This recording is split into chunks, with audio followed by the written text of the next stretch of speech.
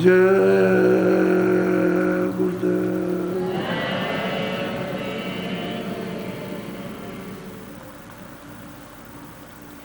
जय गुरुदेव नाम किसका,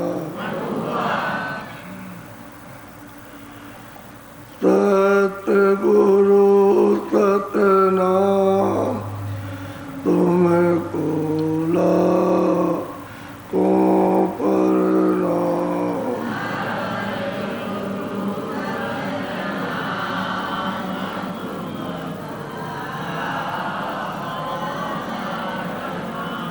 सतगुरु सतनाम तुमको लाखों प्रणाम।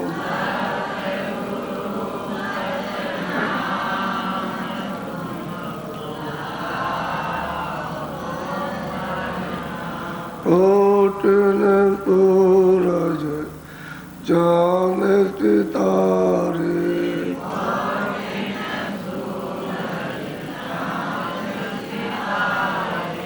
कोटि सूरज चांद सितारे,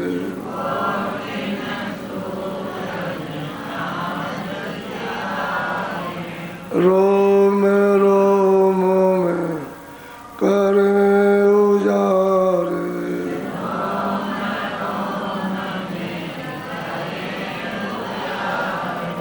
रोम रोम में करे उजारे।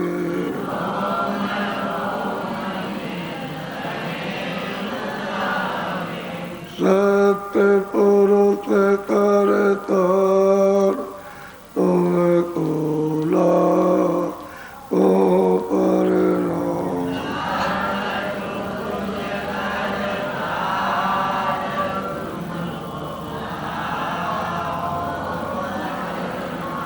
अरबों सूरज चांद सितारे,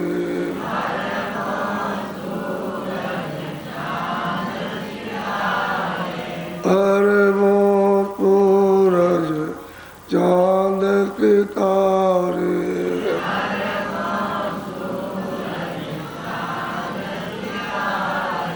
रोम रोम में करे उजारे,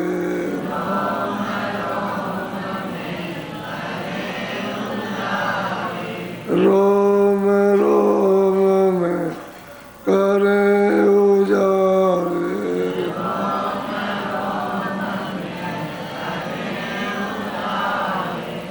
अलग पुरुष करतार तुमको लाखों प्रणाम।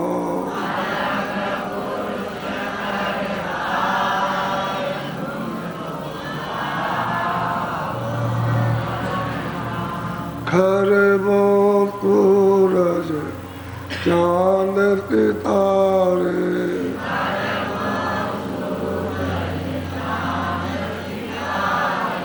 खरबों सूरज चांद सितारे,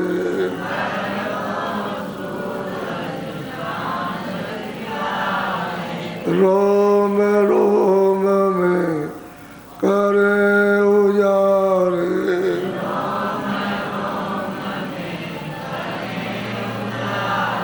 रोम रोम में करे उजारे।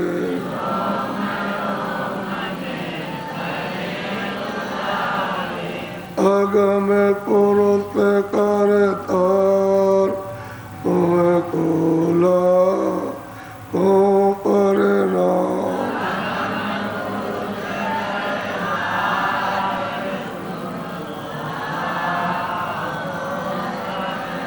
नील नील सखी मान उतारे,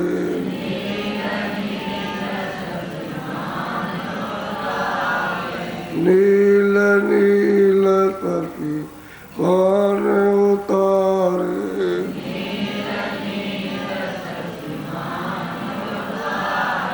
रोम रोम में करे उजारे,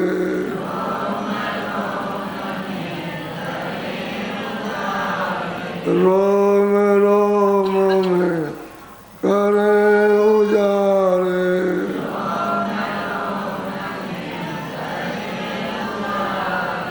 अनामी पुरुष करता तुम कोला को परना,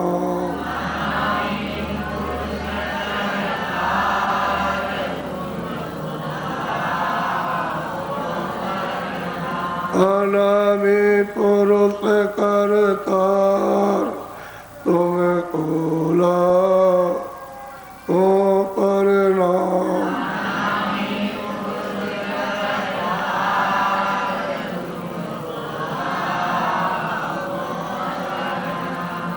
सतगुरु सतनाम तुम कोला को परनाम,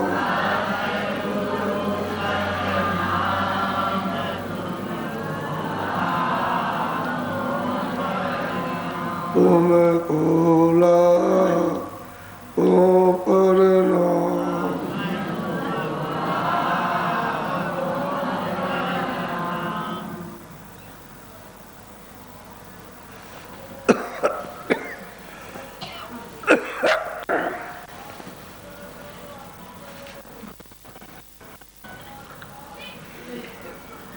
जिन देशों में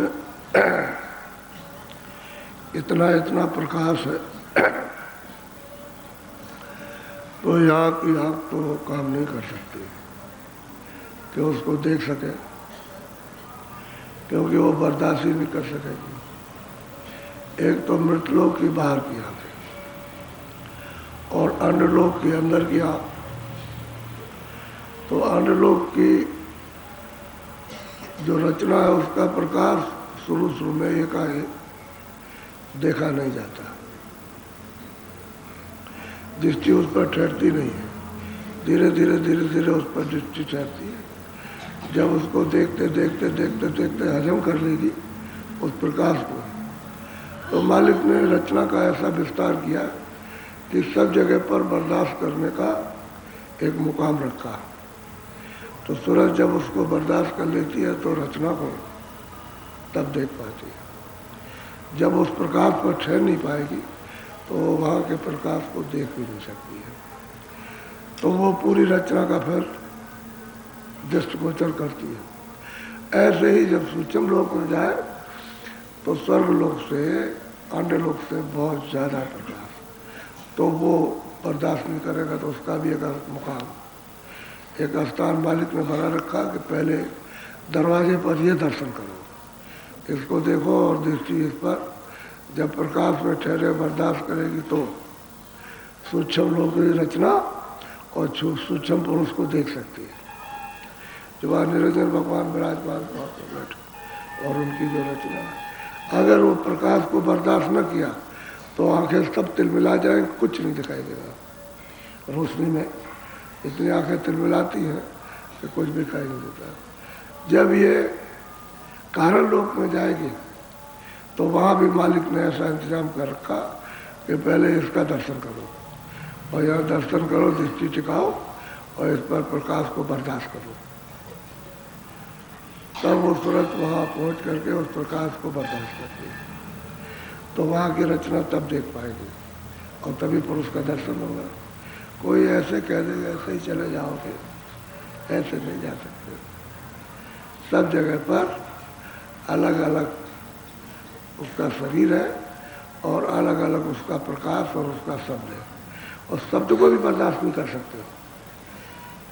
इस शरीर में जब धीरे धीरे सुनोगे और हजम होते, एक बार की शब्द आने लगे तो स्वर्ग की रचना का भी शब्द व्याकुल कर दे, बर्दाश्त नहीं कर। धीरे धीरे धीरे धीरे धीरे धीरे जब उसको हजम करो तभी आनंद आएगा, तभी अच्छा लगेगा। एकाएक कोई भी चीज़ दी जाए, किसी के मुख में एक लोटा कुछ डाल दिया जाए तो उसे क्या स्वाद आएगा? थोड़ा थोड़ा खाएगा, ऐसे तब उसको स्वाद आएगा। ऐसे ही कान से, ऐसे ही अंदर की आँख से, और जब ऊपर जाएगी जब, तो उसके लिए भी मालिक ने स्थान बना रखा कि पहले यहाँ इसको पहले बर्दाश्त करो इसमें, तो वहाँ जा कर के फिर वो जब कारण शरीर से बाहर होगी तो फिर वहाँ मानसरोवर वो मुकाम है कि उस प्रकाश को जब स्नान करके और जब बर्दाश्त कर लेती हैं तब शून्य की 10वें द्वार की रचना को तब देख पाती है, और देखने के बाद तभी पुरुष का दर्शन होता है।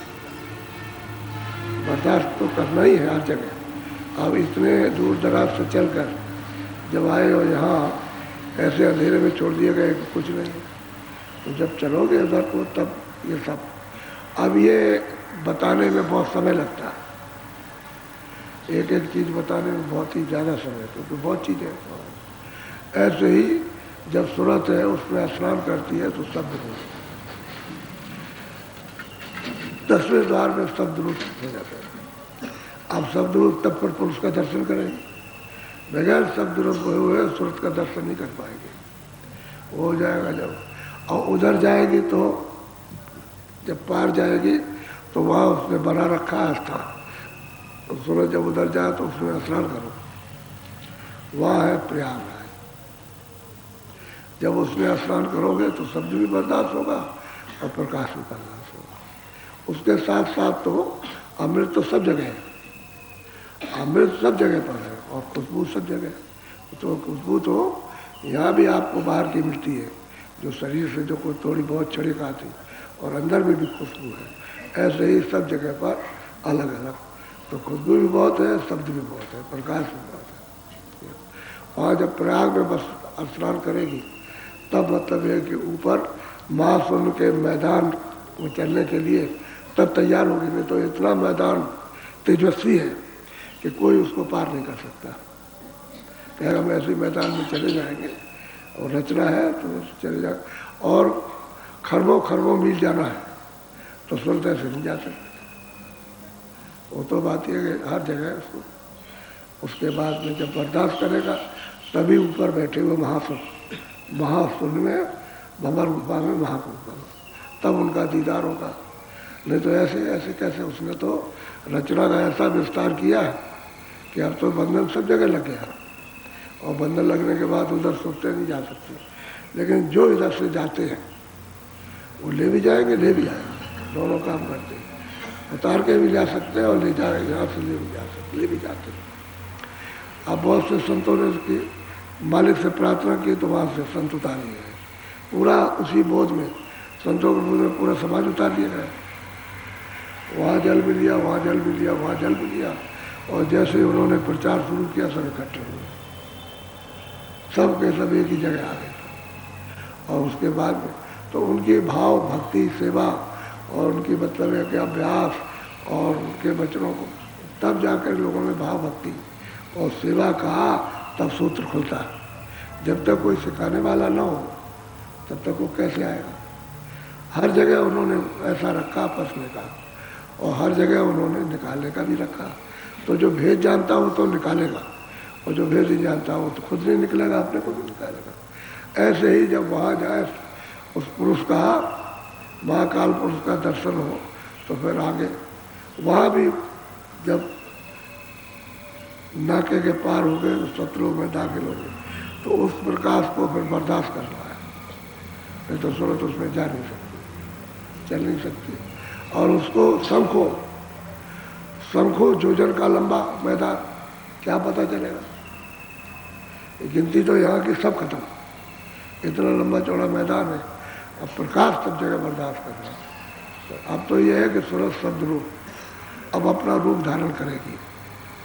अब तो जैसे एक तालाब है, जैसे एक नाला है, जैसे एक नदी हो गई छोटी, एक बड़ी नदी हो गई। जैसे तमाम नदियाँ आकर के गंगा जमुना मिलती है तो एक बड़ी नदी हो गई। इसी तरह से फिर ये नदियाँ समुद्र में, तो वही सूरत अपना अपना रूप हर मुकाम पर धारण करेगी और सतलोक में सिद्ध हो जाएगी।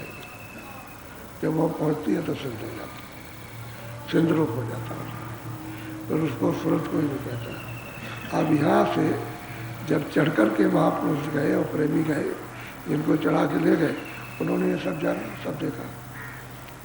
अब ये सब बखेड़ा है, काम का, क्रोध का, लोभ का, मोह का, आशा का, तृष्णा का, ये सब यानी मोह ममता उसमें फंसे हुए। तो इससे जब छुटकारा, थोड़ा बहुत भी ढीलापन नहीं होगा तो आप उधर नहीं चल सकते। क्यों? कि मन बुद्धि चित्त इस पर दौड़ रहे हैं, कभी चिंतन कर रहे हैं, कभी संकल्प विकल्प कर रहे हैं, कभी निश्चय कर रहे हैं, तो कभी कहते हैं नहीं यही ठीक है, तो उसकी दीवार लगा करके एक एक जगह बैठे हुए। तो इनसे जीवात्मा का निकलना बहुत मुश्किल है। और जीवात्मा दोनों आँखों के पीछे सूरज बैठी, इसी के चारों तरफ वो भी बैठे, क्योंकि वो भी नीचे नहीं उतर सकते, वो तो बैठक अपनी हुई बनाए, नीचे अपना रस ले लेंगे, पहुंच जाएंगे वही बैठक बनाए हुए। अब ये इतने आदी हो गए कि अपना मुकाम छोड़ के और रस लेते हैं। उनका इधर को इंद्रियों के द्वारा पूरा का पूरा चिंतन, पूरा का पूरा संकल्प विकल्प, पूरा का पूरा उनका बुद्धि निश्चय हो जाता है। और अहंकार जड़ चीज़ों में का है ही, वो मान्यता हो, तो जीव सूरत कुछ नहीं कर सकती। उसी को मुसलमान रूह कहते हैं। तो जिसमें बैठ के क्या करेगा? जब उसको आसमानी आवाज़ उसको न सुनाई दे, और जब तक कि दोनों चश्मों के, जब तक एक मतलब यह कि लक्ष्य न बने, दोनों चश्मों का एक, दोनों आँखों का एक तार बन जाए, तब तो ये कुछ कर सकता है, तो बनेगा नहीं। ये मन बुद्धि चित्त काम क्रोध लोभ मोह अहंकार उसको बैठने नहीं देंगे कि तुम ऐसा ध्यान करो। इसमें भी बड़ी सतर्कता है, बहुत होशियारी इससे चलना पड़ता है, नहीं तो आदमी उसमें सादा गिर जाए, वो गिरता ही रहता सादा। कि संसारी से बोले जल में जलवंतरों के, जल में जलवंतरों के कर्म है, संसारी से बोले अनंतों जलवों के, वो सब आकर के उसके ऊपर बरसात की तरह से बरसते, तो बुद्धि उसकी विवेक में रहती है, अज्ञान में चली जाती है, तब सूरत कुछ नहीं कर सकते बेचारे। इसलिए सत्संग जब मिलता रहता है तो अपना संभाल और सुधार, और संसार से थोड़ा लगाव कम होता रहता है। सत्संग छूट जाए वैसे ही होता है, वैसे ही 2 महीने तक तो आपको याद रहेगा कि भाई हमको सत्संग सुनाया जाता। 2 महीने के बाद भी फिर आप सत्संग न सुनो तो बस क्यों कि सत्संग सुनने से ही साधन में चलता है, और सत्संग छूट गया आपका। और जो लोग आते हैं 6 महीने में, हम उनसे पूछते हैं कि भाई तुम यहाँ तो रहे, कुछ करते भी रहे और कुछ तुमको होता मिलता भी रहा, और अब बताओ चेहरे बोहरे पर तो ये मालूम होता है कि तुमने सब घुमा दिया कि हाँ यही बात है, कर नहीं सके। तो क्यों ऐसा हुआ? सत्संग छूट गया। अब 1 साल लग जाए, किसी को 2 साल लग जाए, किसी को कुछ लग जाए, तो अब वो प्रेमी फिर क्या कर सकेगा? उसको तो जिधर जाना उसका संग मिलना चाहिए, नहीं तो उसे कुछ आएगा नहीं, वो कुछ भी नहीं समझ सकता।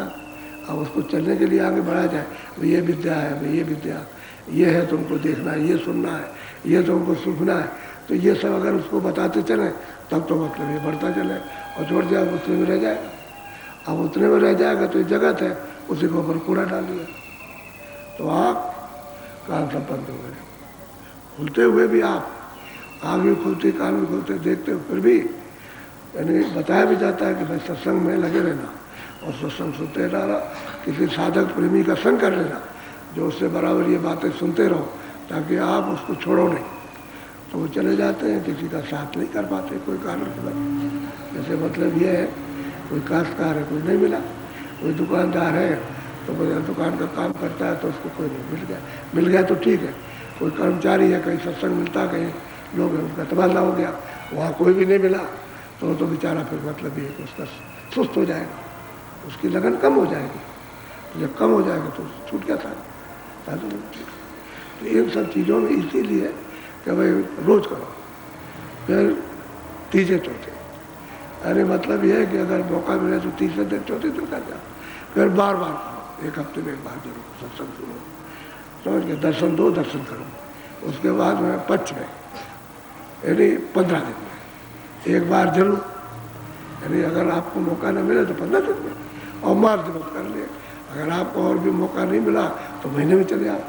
जैसे कई जगह के आप लोग जो है पूनम को आने लगे, पूर्णमासी को। जैसे सतना है, बहुत दूर है, सतना से ऊपर इंटीरियर में कटनी के पास देहातों से लोग आते पूनम को, कभी 10 आए, कभी 5 आए, कभी फिर दोबारा फिर एक पूनम निकल गई। तो कुछ ऐसे हैं जो बराबर आते पूनम को, 12 महीने में 12 दिन आते हैं। तो इतनी दूर से चल करके आते, तो उनकी अब लगन लगी हुई है। अब हमसे पूछते हैं भाई तुम बताओ रास्ते में जब बैठे बैठे कहते यहीं की याद रहती है कि चलेंगे सत्संग सुनेंगे और मतलब ये जो बताया जाए उसको सुनेंगे, तो लगन लगी रहती है। आते हैं ऐसे ही यूपी में कई जगह से लोग आते हैं पूरब को और चले आते हैं दर्शन करने के, दर्शन देने के लिए, और सत्संग सुन जाते हैं और चले जाते हैं। तो वो ये कहते हैं कि हम पर सत्संग का नशा घुमड़ता रहता, नशा आता रहता, तो हमको सोने नहीं देता, बेहोश नहीं करने देता, तो हम लगे रहते, उसमें लगे रहते, अपना काम किया और लगे रहते। हमको फुर्सत ही नहीं मिलती कि काम करने के बाद बच्चों की सेवा कर ली और उसके बाद लगे उसमें लगे रहे, तब तक रात हो गई, लेट गए, थोड़ा आराम किया, सुबह उठ गए, फिर ये होता है। तो असल में इसमें लगे रहने का काम, जैसे किसी काम में भी लगे रहो, खेती में लगे रहो तो कुछ हो जाएगा, दुकान में लगे रहो तो मुनाफा नहीं, दुकान छूट जाए, आप माल ना खरीदो, कहीं लेने न जाओ तो आपकी दुकान क्या करके रहेगी। ऐसे ही सब काम, ऐसे ही परमार्थ का काम, क्योंकि आप बिल्कुल परमार्थी तो हो नहीं, एकदम से रिचार्ज संसारी, तो सत्संग तो मिलने चाहिए उन्हें जाने का। तो ये गोपनीय जो रास्ता है, जो किसी के है ही नहीं मालूम, किसी को मालूम नहीं, ये तो किसी की दया से संतोष से हाथ पड़ जाता है, नहीं तो मतलब ये संति नहीं मिलती। खोजते रहिए, तमाम तलाश करते रहिए। हमने भी बहुत तलाश किया, तमाम महात्माओं के, तमाम अखाड़ों के, तमाम लोगों के यहाँ, महंतों के यहाँ, और तमाम तरह की सेवा, छोटी से छोटी सेवा की, लेकिन कहीं नहीं मिला रास्ता। रास्ता तो रास्ता जानता है उससे मिलेगा, और इतने खोजने के बाद तब कोई रास्ता मिला। तो दया से अगर मिल जाए तो मिल जाए, नहीं तो जीवन सब ऐसे गया। जिस अंधेरे में हम बैठे उसी अंधेरे में चले जाए। हमारी अंधेरे में हमारा जन्म हुआ और अंधेरे में हमारी परवरिश हो रही,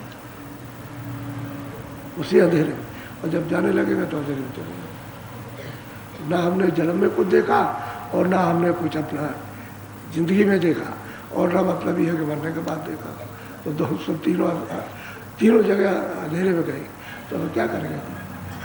कर्म करता है और उसी को लाद लेता है, उसी का भोग भोगता है। बस ये महापुरुषों की खोज तो बहुत जरूरी है, बगैर उसके नहीं हो सकता। कहीं भी मिल जाए, किसी तरह से मिले, रो के, गा के, दौड़ के, धूप के, किसी तरह से वो मिलना चाहिए। वो मिल जाएंगे तो काम करेगा, काम बनने वाला नहीं। इसलिए सत्संग बराबर नित्य प्रति उसमें लगे रहो, और सत्संग से ही होता। सत्संग छूटा भी गए, जरा सी देर में कुछ का कुछ हो जाता, चाहे कहीं रहो, किसी जगह रहो, जरा देर में फंस जाते हो। तो ये संग दोष है, संसार में तो संगी दोष है। तो खराब संग है तो उसका खराब असर होगा, अच्छा संग हो तो अच्छा संग है नहीं। तो मिलेगा कहाँ से आपको अच्छे संग का, आपको असर कहाँ होगा? वो तो कहीं कहीं मिलेगा तब कुछ होगा, नहीं तो नहीं हो सकता। इसलिए ये सूरज जब अंदर जाती है तो कोई ये न समझ बैठे कि एक बार की मैं देख लूँगा, एक बार उसको बर्दाश्त करा। इसलिए सब जगह का पहाड़ कि सूरत यहाँ पहुँची, वहाँ उस स्थान को देखा उसने और उसको प्रकाश को बर्दाश्त किया, तब आगे चली वो। जब वो देखती है तब वो, और जब सब देख लेगी वो, वहाँ के सब चीज़ों का प्रकाश और मतलब ये वहाँ शब्द और सुगंधी और सबको देखने के बाद तब पुरुष का दर्शन होगा। ऐसे नहीं कि उस बात की, वो तो महात्माओं ने जो मतलब देखा, साधना तो उन्होंने भी की। ऐसा नहीं कि बस बगैर साधना ही हो गया, चाहे उन्होंने निमित्त बात की, बने हुए आए, लेकिन बैठे तो साधन तो करे सब। तो अंदर देखा तो बताया, तो वही बताया जो लोगों को कराना है कि भाई ऐसे ऐसे चलो इस तरह से, और बराबर मन टिकाए रहो, बराबर दृष्टि टिकाए रहो, एक जगह एकाग्र किए रहो। तो दोनों चश्मों के थे तो उनको एक कर लो, जो बाहर दो फैले हुए हैं, एक इधर एक अंदर की ही तो दोनों उसकी है। अंदर से दो धाराएं आती है, कहीं साफ में, एक इधर कान में, एक इधर कान में। अब उसमें कान है, सूरत में आँख भी है और नाक भी है उसी में। तो जब सुगंधी आती है तो ये कान, ये नाक ले लेती है और अंदर वाली नाक को दे देती है। तो अनुभव सूरत को होता है कि वो चेतन, शरीर चेतन नहीं, एक तो कोई अंदर है। कोई भी चीज देखोगे बाहर की आंख से तो ये जा करके जो तार लगा हुआ है उसके प्रकाश का फौरन नजर देगी, तो आप मतलब ये कसूर को देखो, पहचानते हो ये रूप। ऐसे ही शब्द आता, तो शब्द आएगा बाहर से तो ये अंदर वाले कान को दे देंगे। तो उसी पर तो तभी तो विचार होगा, तभी तो देखेगा। नहीं तो अगर बाल बाहरी से कान रहे और अंदर सूरज चेतन न रहे तो कौन सुनेगा, कौन देखेगा, कौन सुनेगा? इसलिए ये भेद बिना जानकार के कोई जानता नहीं, इसलिए है सत्संग की बड़ी जरूरत है। तो दृष्टि को एक, और जब तक दृष्टि एक नहीं होती है तब तक निशाना यानी तिल का नहीं बैठता। जो तिल आएगा अंधकार में उस पर निशान नहीं लगेगा। वो ऐसी दृष्टि रहेगी फटी हुई, तो अब निशाने के इसमें मारे कि इसमें मारे, दृष्टि को काट गया तो उसको कैसे, जब एक दृष्टि होती है तब वो सामने आ जाता है अंधेरे में, बिल्कुल अंधेरा है और अंधेरे में काला, तब तो दिखाई देगा।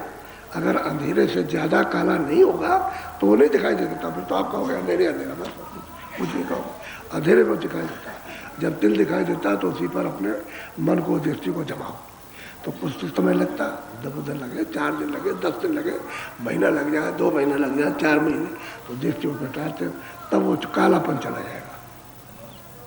जब वो काला चला, पहले तो बढ़ जाएगा, तो बड़ा हो जाएगा, पहले तो तिल के बराबर, उससे भी छोटा, फिर बढ़ेगा, बढ़ने के बाद फिर वो कालमा उसकी खत्म होगी। जैसे समान मतलब ये है, तब उसमें से वो झलक आती है। जैसे कोई चीज़ है, बादल हो तो बादल निकला हुआ इधर से दिखाई नहीं दे रहा, लेकिन उसकी रोशनी की झलक आने लगी। अब ज़्यादा काला हो तो आपको नहीं दिखाई देगा, लेकिन बस ये है कि फिर रोशनी, जब पर्दा हटेगा काला तो धीरे धीरे उसकी झलक आती है। तो उसी पर दृष्टि जमाए रहो, उसी को तो कहते हैं बिल्कुल दृष्टि को एकाग्र करो, हिला डुलाओ नहीं, निशाना अपना पक्का बनाए रहो, और मन कहीं में जाए, चित्त भी और बुद्धि की उसी रोक करके रखो, उतने में काम बनेगा। तो पर अब दृष्टि नहीं रुकेगी। इसी तरह से प्रकाश नहीं सहन करते तो आप अनुभव करो, जब प्रकाश आता है सामने तो दृष्टि ऐसे हिल जाती, जब कोई चमक आई तेजी से तो फौरन दृष्टि हिलती ऐसे, वो ऐसे हिल जाती दृष्टि, तो वो छूट जाता है। कोशिश बात करो, जो तेज प्रकाश आया, जैसे जुगनू की तरह से ऐसे कोंधा चमका, बिजली चमकी, तो आपकी आंखें बंद हो जाती है, स्वाभाविक, क्योंकि चमक बर्दाश्त नहीं कर, ऐसे उधर से चमक आती है, तो आँख बंद हो जाए तो कभी बंद होगी, कभी खुलेगी, कभी बंद होगी, कभी खुलेगी। तो धीरे धीरे उस रोशनी को सूरज प्रकाश करती है और धीरे धीरे स्थिर होती जाती है। जब स्थिर होती आएगी तो दरवाजा खुल जाएगा, वो खिड़की खुल जाएगी। ये होता है असल में।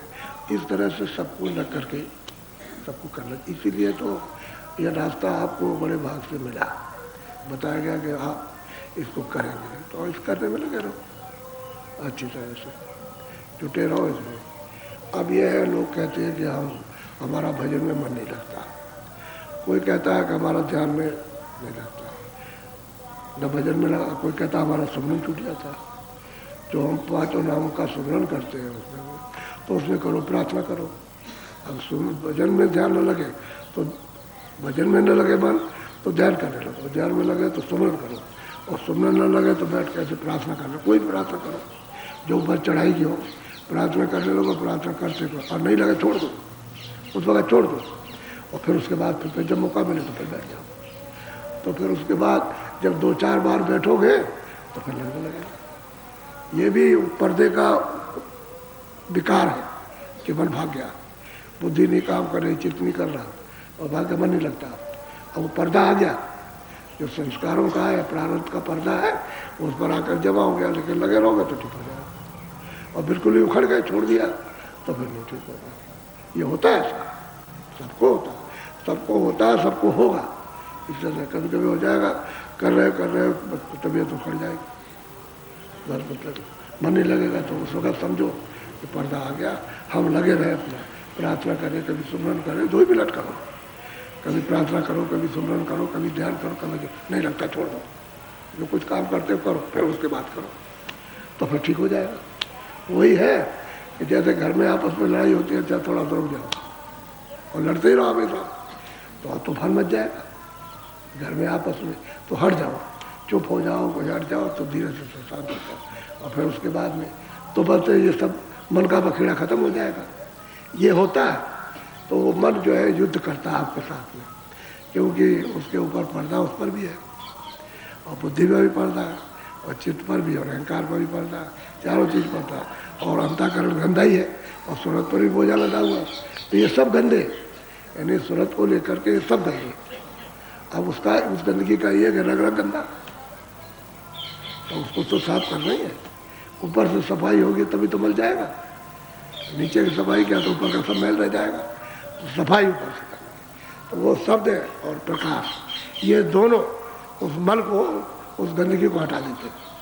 जब प्रकाश आएगा तो उसको हटा देगा, उसको भी साफ करेगा, और शब्द आएगा उसको भी साफ कर देगा। ये दोनों धोते।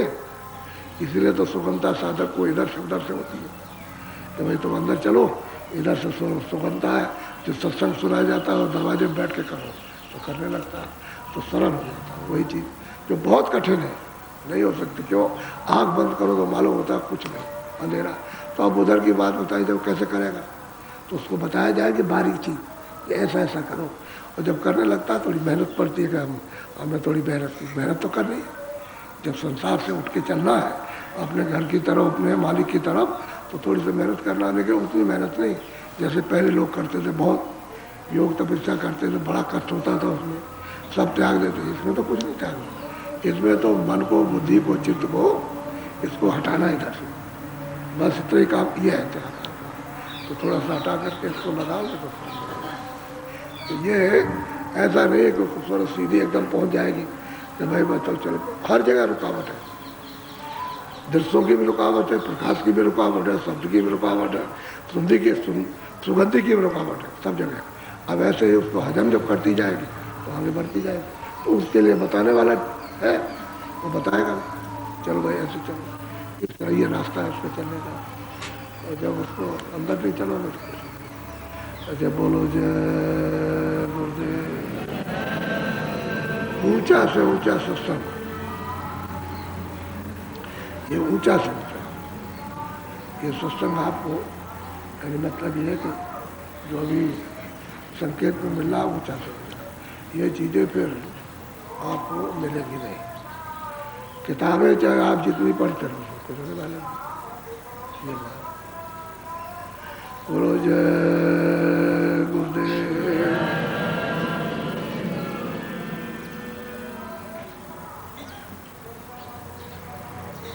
अच्छा भजन में बैठ जाओ, थोड़ा बैठो।